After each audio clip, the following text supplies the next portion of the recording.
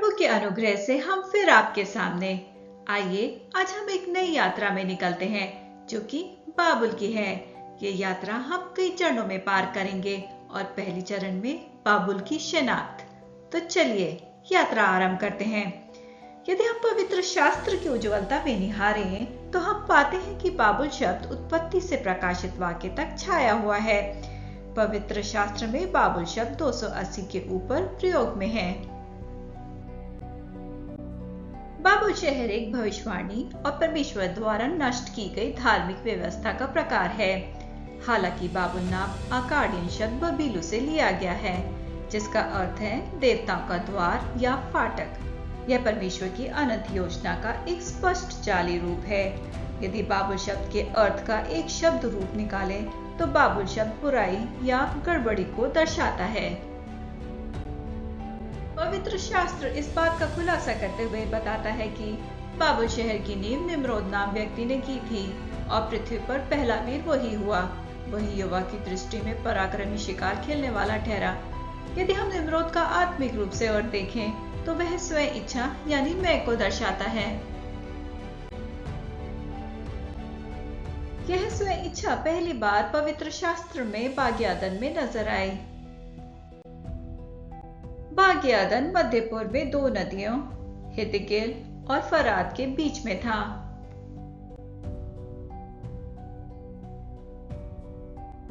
बाबुल का खंबा भी निम्रोद की ही देन थी। उनका यह मानना था कि जब परमेश्वर इस संसार को पानी से नष्ट करेगा तो हम बाबुल के खंबे पर चढ़कर बच जाएंगे और हम बिखरेंगे भी नहीं, और दूसरा कि वे खुदा तक पहुंचेंगे। बाबुल का खंबा भी इसी क्षेत्र के आसपास बनाया गया था जहां पर अदन की वाटिका थी।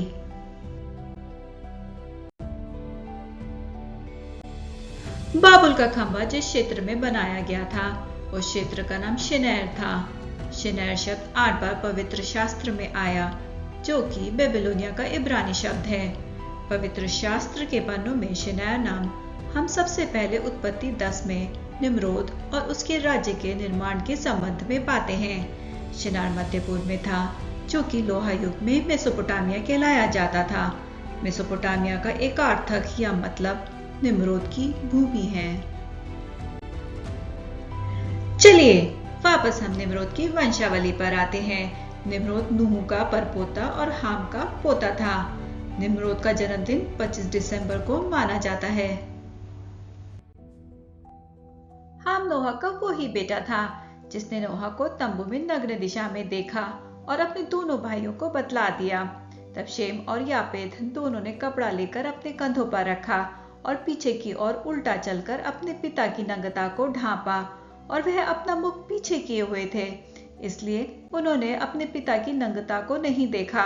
इस व्याख्यान से हमें आगात होता है कि परमेश्वर का स्वभाव जो कि पाप को ढांपना है, वो स्वभाव शेम और यापेत के अंदर दिखा, और शैतान का स्वभाव जो कि दूसरों के पापों को प्रकट करना है, वो हाम में नजर आया। यह तो हुई बाबुल की नींव की बात। चलिए अब हम देखते हैं कि बाबुल की नींव समय रेखा में कहां से आरंभ हुई। पवित्र शास्त्र में उत्पत्ति से प्रकाशित वाक्य हमें पृथ्वी के वर्ष बताता है। प्रभु यीशु जब इस धरती पर आया तो उसने पृथ्वी के वर्षों को 2 भागों में विभाजित कर दिया, बाएं तरफ पुराना नियम और दाएं तरफ नया नियम। हमारा मुख्य केंद्र बाईं ओर है, जहां पर बाबुल का राज्य उत्पन्न हुआ। निम्रोद ने बाबुल की स्थापना की। हमारूबी बाबुल साम्राज्य का पहला राजा हुआ और नबूकदनेस्सर बाबुल साम्राज्य का महान राजा ठहरा। बेलशस्सर जो कि नबूकदनेस्सर का दोता था, बाबुल साम्राज्य का अंतिम राजा हुआ। कहानी लेखन की, खगोल की और कानून की एक ही जगह की सभ्यता से आरंभ हुई। मिस्र से नहीं, यूनान से भी नहीं, और न ही रोम से।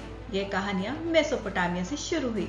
मेसोपोटामिया का क्षेत्र हरे रंग से नक्शे में दर्शाया गया है और ये क्षेत्र 2 नदियों के बीच में है, हिदकेल और फरात, जो कि आज की तारीख में मध्य पूर्व में है।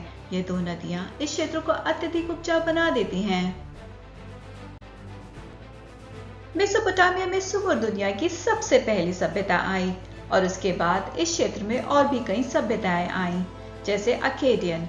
अकेडियन बाद में दो सभ्यताओं में विभाजित हुआ, असेरियन और बेबीलोनिया। अशूरी योद्धा थे और बाद में बाबुल के लोगों ने अशूरियों को हराकर बाबुल की सभ्यता को दुनिया के सबसे पहले स्थान पर लाकर खड़ा कर दिया। निरंतर युद्ध के बावजूद नवीनीकरण, विकास और बाबुल का साम्राज्य फलता फूलता रहा। उन्होंने महलों से लेकर सिगरेट तक एक स्मारकीय पैमाने में इमारत का निर्माण किया। विशाल मंदिर अनुष्ठान के रूप में कार्य करते थे, देवताओं के साथ संवाद करने के लिए। बाबुल के लोग चतुर व्यवसायी थे। उनकी नावें हिदिकेल, फरात और फराज की खाड़ी में सामान लेकर ऊपर नीचे चलती थी, जिससे बाबुल के बाजार व्यस्त रहते थे और देश समृद्ध। हिदिकेल और फरात नदियां मेसोपोटामिया का राजमार्ग थीं। बाबुल की विशाल कृषि और सिंचाई प्रणाली हाथ से खोदी गई नहरों के द्वारा की जाती थी और पास ही फरात नदी उन नहरों के पानी का स्रोत थी। उन्होंने उच्चतम गणित का इजाद किया, 60 की प्रणाली विकसित की, जैसे 60 मिनट का 1 घंटा और 360 डिग्री वृत्ताकार कोण। बेबीलोनियों ने आकाश का मानचित्रण करने और उसका अध्ययन करने के लिए गणित की अपनी परिष्कृत प्रणाली का उपयोग किया। उन्होंने एक पृथ्वी वर्ष को 12 अवधियों में विभाजित किया। प्रत्येक का नाम आकाश में सबसे प्रमुख नक्षत्रों के नाम पर रखा गया, जिसे बाद में यूनानियों ने राशि चक्र बनाने के लिए अपनाया। उन्होंने सप्ताह के प्रत्येक दिन का नाम अपने 7 देवताओं के नाम पर रखा, जो आकाश में 7 दिखने योग्य ग्रहों में अवतरित थे। उन्होंने एक परिष्कृत लेखन प्रणाली भी विकसित की, जिसे क्यूनिफॉर्म कहा जाता है। यह लेखन प्रणाली बाबुल के सबसे पहले राजा हम्मुराबी ने कानून लिखने के लिए की। नबूकदनेस्सर राजा, जिसने 606 से 561 ईसा पूर्व में राज्य किया, वह एक फुर्तीला, प्रतिभाशाली सेनापति और अन्य जातियों में अपने समय का सबसे महान व्यक्ति था। 7वीं शताब्दी ईसा पूर्व के दौरान जैसे जैसे लोहा युग समाप्त होने के कगार पर आया, शक्तिशाली असेरियन साम्राज्य अंततः हार गया और राजा नबोपोलासर के नेतृत्व में बेबीलोनियों ने उसकी जगह ले ली। हालांकि नबोपोलासर ने नव बाबुल साम्राज्य की स्थापना की, लेकिन यह उसका पहला पुत्र नबूकदनेस्सर द्वितीय था, जो नए साम्राज्य का विस्तार करने और बाबुल को उसके पूर्व गर्भ पर वापस लाने में सफल रहा। हम्मुराबी के शासनकाल के बाद 1000 वर्षों में यह पहली बार था कि बाबुल मेसोपोटामिया पर हावी हो गया। नबूकदनेस्सर नबोपोलासर का सबसे बड़ा पुत्र था, जिसका जन्म 642 ईसा पूर्व में हुआ था और संभवतः उसका नाम उसके दादा के नाम पर रखा गया था। नबूकदनेस्सर अकाडियन नाम नबूकुदुर्री-उस-सुर से लिया गया, जिसका अनुवाद ओ नबू, मेरे पहलौठे बेटे की रक्षा करना है। नबू शास्त्रियों, शासकता और ज्ञान का मेसोपोटामिया का संरक्षक देवता था। नबूकदनेस्सर ने अपने शासनकाल को एक स्वर्ण युग के रूप में वर्णित किया, जिसने बाबुल को अपने समय के महान साम्राज्य में बदल दिया। नबूकदनेस्सर की कई उपलब्धियों में उसके पिता द्वारा शुरू की गई किलेबंदी का पूरा होना और विस्तार करना, नहरों का निर्माण करना, चूना पत्थर के साथ प्रक्रियात्मक मार्ग को प्रशस्त करना और शहर के मंदिरों का नवीनीकरण करना शामिल था। शहर के मध्य में जाने वाले खूबसूरत इश्तार गेट को राजा ने नीली टाइलों से बनवाया और देवताओं का प्रतिनिधित्व करने वाले जानवरों की छवियों से सजाने का आदेश दिया। ये छवियां सिंह, बैल और अजगर की थीं। पहला सिंह प्रेम और उर्वरता के देवता अश्तर का प्रतिनिधित्व करता था। दूसरा बैल तूफान के देवता अदात का प्रतिनिधित्व करता था। तीसरा अजगर केंद्रीय बाबुल के देवता मुर्दुक का प्रतिनिधित्व करता था। नबूकदनेस्सर राजा को इश्तार गेट पर असाधारण रूप से गर्व था। शहर की रक्षा करने वाले विशाल कांस्य द्वारों के पीछे ठोस सोने की मूर्तियों और एक भव्य विशाल मंदिर था। हैंगिंग गार्डन, जो कि आज की दुनिया के 7 अजूबों में से एक है, नबूकदनेस्सर ने अपनी पत्नी अमाटिस के लिए बनवाया था और वो मीडिया के राजा की बेटी थी और उसे अपनी वनाच्छादित घर की स्थान की इतनी याद आती थी कि शासक ने उसे अपने घर की याद दिलाने के लिए असाधारण उद्यानों का निर्माण किया। माना जाता है कि उद्यान एक ढलान पर बनाया गया था, जिसमें छतों की एक श्रृंखला शामिल थी, जो कि पकी हुई ईंटें और तारकोल से बने 400 फीट चौड़ी, 400 फीट लंबी और 80 फीट ऊंचे खंभों पर टिकी हुई थी।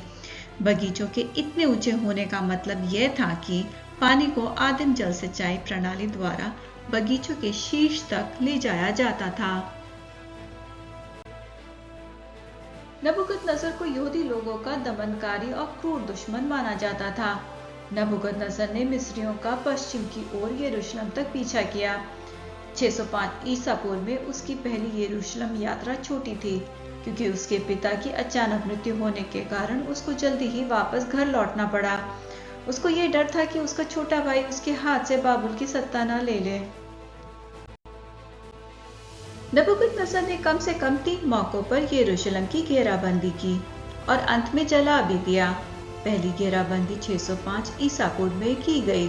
शहर पर कब्जा करके जेहोयाकीम, जो कि जोशिया का बेटा था, उसको अपना कठपुतली राजा के रूप में शासन करने की अनुमति दी और साथ ही साथ उसने मंदिर के खजाने, मंदिर के पवित्र बर्तन और शाही वंश के लोगों को अपने साथ बाबुल ले गया। उन्हीं लोगों में डैनियल और उसके 3 साथी भी थे। दूसरी घेराबंदी 597 ईसा पूर्व में की गई। इस बार वह मंदिर के बाकी बचे खजानों के साथ साथ यिजकिल नबी, राजा जेहोयाचिन, जो कि जेहोयाचिम का बेटा था, 10,000 प्रधानों, हाकिमों और मुख्य व्यक्ति को अपने साथ बाबुल ले गया। तीसरी घेराबंदी 586 ईसा पूर्व में की गई। वह एक बार फिर यहूदा के अंतिम राजा सिदकिय्याह के नेतृत्व में हुए विद्रोह को दंडित करने के लिए लौटा। इस बार मंदिर की दीवारें टूट गई, मंदिर नष्ट हो गया और शहर बर्बाद।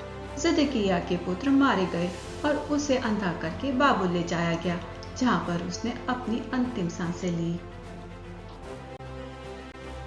43 वर्षों तक शासन करने के बाद नबूकदनेस्सर की 7 अक्टूबर 562 ईसा पूर्व में बाबुल में मृत्यु हो गई। नबूकदनेस्सर नव बाबुल साम्राज्य का सबसे लंबे समय तक शासन करने वाला राजा रहा। नव बाबुल साम्राज्य में कुल 7 राजाओं ने राज्य किया। पहला नबूकदनेस्सर, दूसरा नबूकदनेस्सर, जो नबूकदनेस्सर का पहला बेटा था। नबूकदनेस्सर के 3 बच्चे थे और यह माना जाता है उसके कुछ और बच्चे उसकी अंतिम सत्ता के समय में हुए। एक बेटा जिसका नाम अमेल मुर्दुक था, जो नव बाबुल का तीसरा राजा बना, और 2 बेटियां थीं। नबूकदनेस्सर की दूसरी बेटी से बाबुल का आखिरी राजा उत्पन्न हुआ, जिसका नाम बेलशास्सर था। बेलशास्सर नबूकदनेस्सर राजा का दोता था। हेरोडेटस यूनानी इतिहासकार बताते हैं कि बाबुल साम्राज्य के अंतिम समय में बाबुल की सेना फारसी सेना को चुनौती देती हुई पहले उत्तर की ओर बढ़ी, पर जल्दी उन्हें बाबुल की दीवारों के पीछे खदेड़ दिया गया। बेलशास्सर ने अपने आखिरी वक्त में बाबुल के हाकिमों के लिए दावत दी। यह माना जाता है कि बेलशास्सर ने यह दावत बाबुल के लोगों का मनोबल बढ़ाने के लिए दी थी। बेलशास्सर अपनी मेज पर बैठा था, नशे में धुत, दुष्ट और दुष्ट आत्मा से ग्रस्त। अचानक उसके मन में दुष्ट विचार आया और उसने अपने नाना नबूकदनेस्सर द्वारा यरूशलेम मंदिर से लाए गए पवित्र सोना चांदी के बर्तनों को मंगवाकर उसमें दाख मधु पीने लगा। बेलशास्सर दाख मधु पी पीकर सोने, चांदी, पीतल, लोहे, कांट और पत्थर के देवताओं की स्तुति कर ही रहा था कि उसी घड़ी मनुष्य के हाथ की सी कई उंगलियां निकलकर दीवट के सामने राज मंदिर के भीत के चूने पर लिखने लगी। 10 शताब्दियों पहले यही बात एक मिस्री जादूगरों की टोली ने निर्गमन 8:19 में कही थी। यह तो परमेश्वर के हाथ का काम है। इस लिखावट में परमेश्वर की ओर से बेलशास्सर को 3 संदेश थे। पहला, मैंने अर्थात परमेश्वर ने तेरे राज्य के दिन गिनकर उसका अंत कर दिया है। दूसरा, तकेल, तू मानो तराजू में तोला गया और हल्का पाया गया। और परेस, अर्थात तेरा राज्य बांटकर मादियों और फारसियों को दिया गया है। राजा ये सब देखकर भयंकर रूप से भयभीत हो उठा और जोर से चिल्लाया, लेकिन बहुत देर हो चुकी थी। अनुग्रह का समय समाप्त हो गया था। नीति वचन 1:24 से 27 में लिखा है, मैंने तो पुकारा परंतु तुमने इनकार किया, और मैंने हाथ फैलाए परंतु किसी ने ध्यान नहीं दिया, वरन तुमने मेरी सारी सम्मति को अनसुनी किया और मेरी ताड़ना का मूल्य न जाना। इसलिए आंधी की नाई तुम पर भय आ पड़ेगा और विपत्ति बवंडर के समान आ पड़ेगी। उसी रात साइरस ने शहर की दीवारों के नीचे फरात नदी को उसके सामान्य तल से मोड़ने की दिशा में काम किया और पानी को अपने द्वारा खोदे गए पास के जलाशय में प्रवाहित कर दिया। और बाबुल की नदियां जो बाबुल को जीवन देती थी सूख गई और यह सूखी नदियां साइरस और उसकी सेना के लिए बाबुल में प्रवेश करने का रास्ता बनी। जो नदियां बाबुल को जीवन देती थी वो ही उनकी मृत्यु का कारण बनी। एक अन्य यूनानी इतिहासकार जेनोफन का कहना है कि शहर में प्रवेश उस समय किया गया जब बाबुल के लोग शराब के नशे में धुत थे। पाप हमें इतना धोखा देता है कि हम खुद ही अपने मृत्यु को वारंट लेकर चल देते हैं। उसी भयंकर रात अक्टूबर 13, 556 ईसा पूर्व में बेलशस्सर की हत्या कर दी गई। इसके साथ ही बाबुल साम्राज्य का अंत हो गया और 62 साल के मादी डारियस के राज्य की शुरुआत हुई।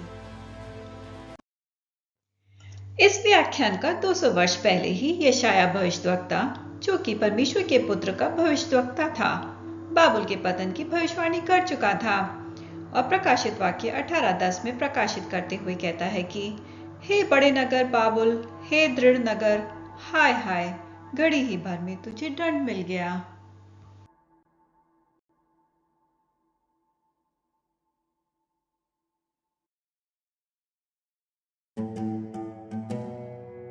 और यह था बाबुल का साम्राज्य। परंतु दानियल की पुस्तक बाबुल के साम्राज्य को स्पष्ट रूप से वर्णन करती है। इस पुस्तक का पहला भाग इतिहास है और दूसरा भाग भविष्यवाणी। दानियल भविष्यद्वक्ताओं का राजा है। भविष्यद्वक्ता वो होते हैं जो अपने समय से परे अतीत के साथ साथ भविष्य देखने की क्षमता रखते हैं। यह ईश्वर का अनुग्रह है। जिससे वह प्यार करता है उसे वह ये वरदान देता है।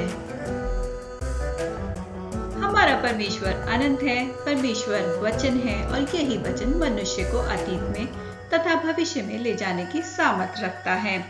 इस पुस्तक का विषय ईश्वर की सप्रभुता है।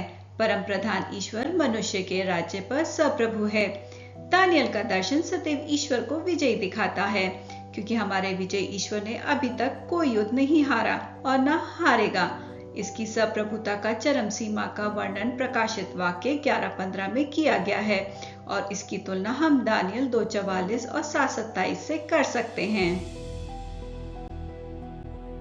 बाबुल का साम्राज्य पृथ्वी के वर्ष के बाएं भाग में हरे रंग के गोले से दर्शाया गया है और दानियल की पुस्तक इसी समय सीमा में लिखी गई।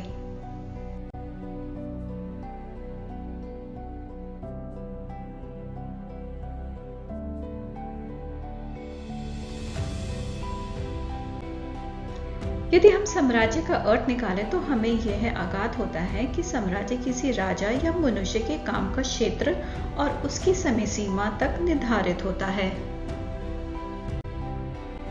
दानियल ने मुख्य रूप से 3 राजाओं के प्रशासन में काम किया। पहला नबूकदनेस्सर, दूसरा बेलशस्सर और तीसरा डारियस। यहिजकियेल, जो कि पवित्र आत्मा का भविष्यद्वक्ता था, वो दानियल का समकालीन था। यहिजकियेल 14:14 में दानियल की धार्मिकता की तुलना नूह और अय्यूब से की गई। यीशु ने जैतून के पहाड़ के प्रवचन में दानियल को उद्धृत किया। इसका व्याख्यान हमें मत्ती 24:15 में मिलता है। दानियल की पुस्तक की असामान्य विशेषता यह है कि इस पुस्तक का केंद्रीय भाग अरामी भाषा में लिखा गया है और दानियल की तुलना यूसुफ से भी की जा सकती है, क्योंकि दोनों के पास सपनों की व्याख्या करने का वरदान था, क्योंकि दोनों के पास विश्वास था। विश्वास यानी परमेश्वर से मिली दिल की दृष्टि। दानियल की पुस्तक पवित्र शास्त्र में चमत्कारों के 5 महान कालखंडों में से तीसरे स्थान पर आती है। दानियल की पुस्तक हर एक विश्वासी को आघात कराती है कि हमें इस बाबुल के साम्राज्य से, जो कि यह मैं का संसार है, इसमें से शेर की खान, आग की भट्टी जैसे परिस्थितियों से गुजरना होता है।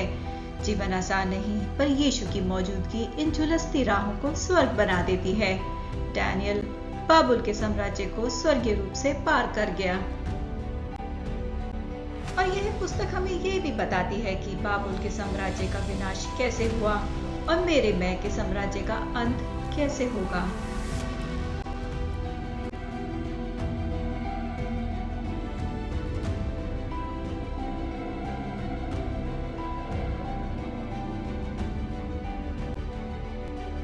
अभी भी यह भाग्यवादन का चुनाव हमारे सामने है।